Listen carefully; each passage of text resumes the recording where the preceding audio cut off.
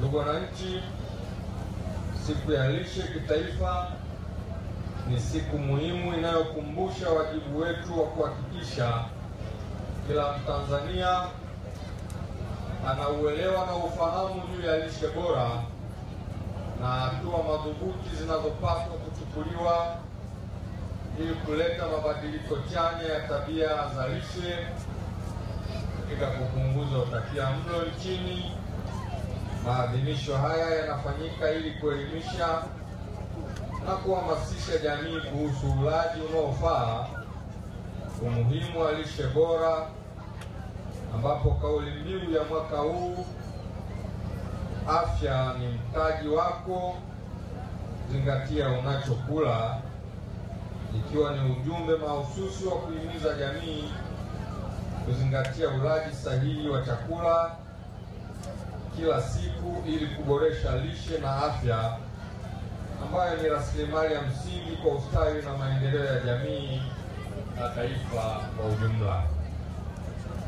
Ndugu wananchi, lengo la kuhamasisha ulaji unaofaa ni kusaidia jamii kuwa na afya bora na hivyo kuepuka kupata changamoto za lishe ikiwemo udumavu, uzito uliozidi, upungufu wa vitamini, madini pamoja na magonjwa yasiyoambukiza yenye uhusiano mkubwa na ulaji na mtindo wa maisha kama vile kisukari, shinikizo la juu la damu, magonjwa ya moyo na figo na baadhi ya saratani.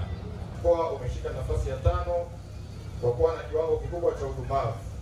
Lengo la mkoa ni kufikia chini ya 20% ifikapo mwaka 2030.